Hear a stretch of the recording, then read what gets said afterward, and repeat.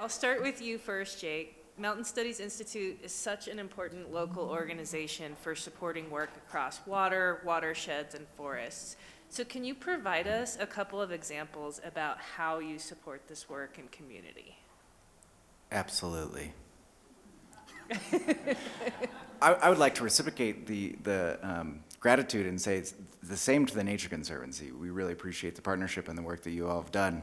So if you're unfamiliar with the Mountain Studies Institute, we are a nonprofit based in Durango and Silverton with 3 pillars of education, forestry, and hydrology, with the goal of utilizing science people can use to create climate resilient communities. So a couple of projects that are directly supporting this. We are actively working on a multitude of fen restoration projects. Now, if you're unfamiliar with a fen, it's actually quite an interesting type of wetland. It's a groundwater-fed wetland that accumulates a minimum of 40 centimeters of peat. Now, peatlands represent less than 3% of the global terrestrial land surface, yet they store double the amount of carbon that our forests do. So if you're looking at bang for your buck carbon sequestration or protection of additional carbon going into our atmosphere, it's pretty important to protect these specific systems. So we've got actually 3 fen restoration projects going on this summer. I was very grateful to hear a chairman as well as others speak to, hey, we need to look at the headwaters as a place to protect. And so we're working on a multitude of different process-based restoration techniques. The PBR logo is not, it's on purpose. They lean heavily into that, right? And they're trying to galvanize folks to get involved in those. So we installed some of the first beaver dam analogs in Mancos this last summer. We're looking to install quite a few more this summer. Snowtography, which I just briefly brought up, is another huge project that we're implementing across the landscape. Related to that is something called the Collaborative Landscape Forest Resilience Project, or CLFRPs, which is a large land-scale forest restoration project that our forestry team is working on. And then I'm also incredibly excited that we're partnering with the Southern Ute Indian Tribe to do their non-point source water quality assessment. And as we see a decline in snowpack, what a concern of ours is are we going to start to see increases in acute exceedances?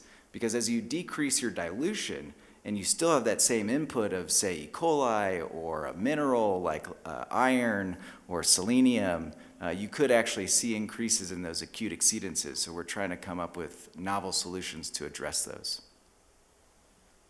Thanks, Jake. I'll turn to you next, Alex. So the federal and state and regional funding landscape is super complicated. Is there any general approach that we could be taking here in this part of the state to scope and design our projects that's going to make them competitive across the board? Sure, thanks, Celine.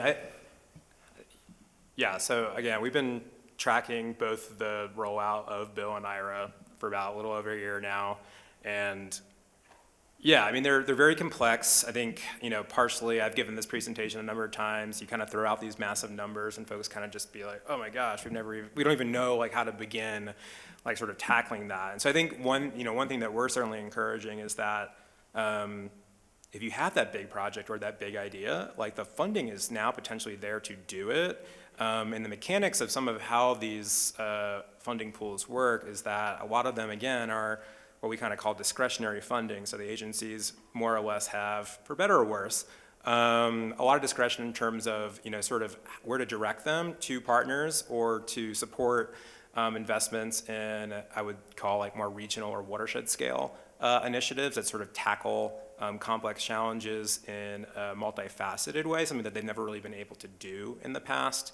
And so I think but a lot of the funds are also limited to public entities and tribes. And so I think the challenge is, sort of how do we, as a kind of broad set community, both from the NGO side, but also with, tribal partners and government partners, and think, how do we sort of think at scale, think creatively, and work together to kind of address some of those capacity challenges and other bottlenecks, and kind of to bring these ideas to the agencies and kind of working with them to create some of these more flexibly tailored sort of funding programmatic solutions. Because we're really seeing that particularly with the Inflation Reduction Act, again, given that a lot of those funds are not flowing through existing grant programs like WaterSmart, which is kind of clunky and takes a long time to get money back to the ground. We're seeing that it could be as simple as like a 2-page conceptual concept, and you might get lucky and get like $50 million.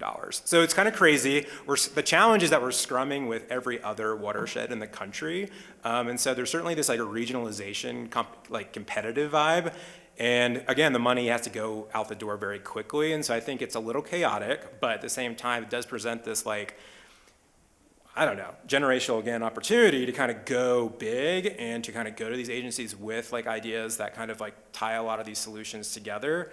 And they're going to work with you to craft something that works for you. And we're also seeing that they will fund capacity and staffing. So if that has been one of the hangups, they are actually kind of saying no, don't let that be an issue. We'll actually fund maybe some FTE with this resources. So I would say there's a lot still to be worked out, and some agencies are certainly more rigid than others, but others are really open to really big ideas right now, and that's what they're kind of wanting to see. So I would encourage folks to kind of think at that scale.